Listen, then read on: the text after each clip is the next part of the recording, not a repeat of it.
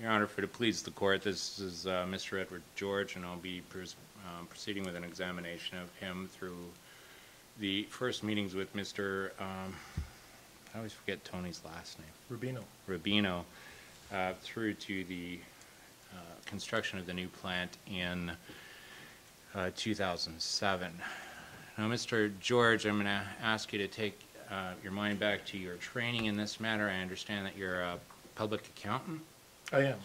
And that your educational background is a Bachelor of Science from the University of British Columbia and then a master's degree in business administration in Yale. Yes, that's correct. And you became a public accountant in 1990? I did. And have you been practicing as an accountant since that time? For the past 20 years, I've been a member of Bryant, George & White.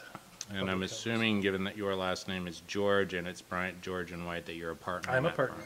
That's correct. Sir, this will work a lot better if you just slow down and allow me to ask the questions, all right? Certainly. Otherwise, the court reporter will get confused. Can you tell the court when you first became involved in Rubino & Sons as a business concern? Sometime in 2004, Anthony Rubino contacted me for advice, more on the lines of business administration than accounting. All right. And can you tell the court specifically what advice he was seeking? He had just taken over the business from his father, and he wanted some advice on whether the business is operating efficiently, whether there are any improvements that could be made in its operation. All right, and now that we brought up his father, did you have any relationship with his father, business or personal?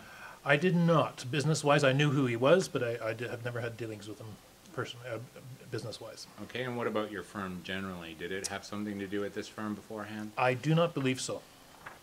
All right. Then, taking your mind to your relationship with Mr. Rubino, in 2004, what were you engaged to do? At my recommendation, I told Tony Rubino that I thought it would be smart to do a type of audit to study the community that his business was serving, make some predictions on future prospects, and so he agreed with my suggestion.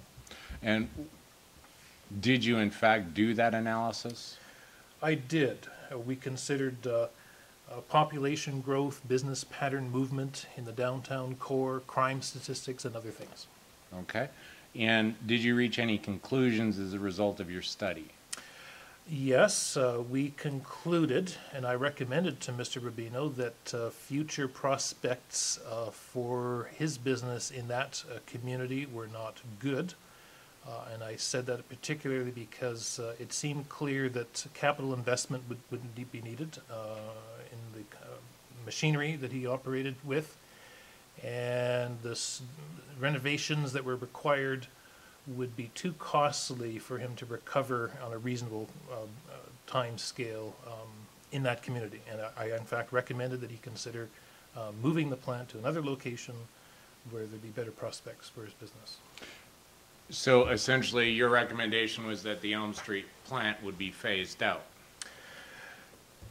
Yes, because I told him it would not be cost effective to make the renovations that were required to the equipment, and it'd be better to start with a new plant.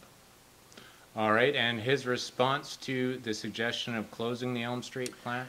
He actually was reluctant to accept that recommendation. He felt quite a bit of loyalty to that community, that neighborhood.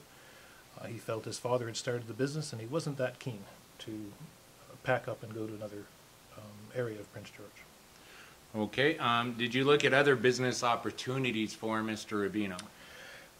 In talking about his immediate cash flow, I made some suggestions based on what we knew of the economic needs in that community. I suggested that he might consider getting into the uniform business, and he did accept that advice, and they did get into that business. And if you can briefly explain to me, what is the uniform business? Where he would enter into longer-term contracts with major businesses, hospitals in the community, to provide dry cleaning, laundry services for their uniforms. And what kind of a capital expenditure did he have with respect to that type of expansion? You know, right in front of me, I don't have the precise figures. Getting into the uniform business was not a major capital expenditure. It was something that would be smart, and I recommended that he do, because the return on the earnings he was making on doing private dry cleaning were not high. Thanks, Terry. Most